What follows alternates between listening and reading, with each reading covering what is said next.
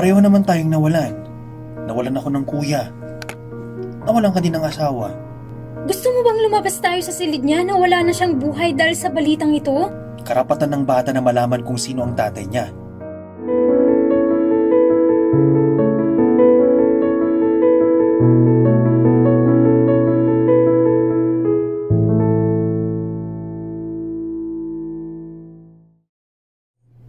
Tatlong buwan na ang tiyan ko, Aris. Hindi na natin to maitatago sa maluwag na damit lang. Alam ko, napapansin na nga rin ni nanay na madalas kang nahihilo sa umaga. Tinanong niya ako kahapon kung may sakit ka daw ba. Eh anong sinagot mo? Sabi ko kasi baka pagod ka lang sa trabaho eh. Celine, kailangan na nating mag-decide. Hindi pwedeng habang buhay tayong ganito na tinatago natin. Natatakot ako para sa nanay natin, Aris. Alam mo kung gaano niya kamahal ang kuya mo. Para sa kanya ako pa rin ang asawa ng panganay niya. Kung malalaman niyang nagbunga ang pagkakaroon natin ng ugnayan, baka atakihin si nanay. Pero syempre hindi rin naman natin pwedeng sabihin na aksidente lang ito.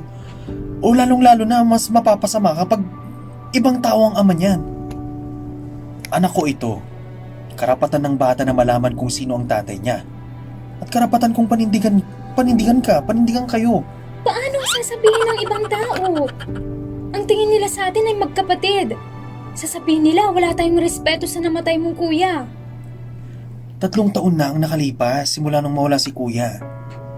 Hindi naman natin ginusto na mahulog sa isa't isa eh. Pareho naman tayong nawalan. Nawalan ako ng kuya. Nawalan ka din ng asawa. Mas pipiliin mo bang mabuhay tayo sa kasinungalingan? Mas pipiliin kong ligtas ang biyanan ko. Gusto mo bang lumabas tayo sa silid niya na wala na siyang buhay dahil sa balitang ito? Celine, hindi natin kontrolado ang magiging reaksyon ni nanay. Pero kontrolado natin kung ano yung katotohanan. Masasaktan siya, oo, pero mas masasaktan siya kung malalaman niyang niloloko natin siya araw-araw. Eh anong balak mo? Sasabihin na ba natin ngayon? Handa naman akong tanggapin kahit anong galit nila eh. Basta kasama kita. Handa ka na bang harapin sila? Hawakan mo ang kamay ko, Aris. Sabay tayong papasok sa kwarto niya. At sabay nilang pinasukan ng isa't isa. Ay, wala. Hindi, si nanay nga. Ay, si nanay pala yung pinasukan.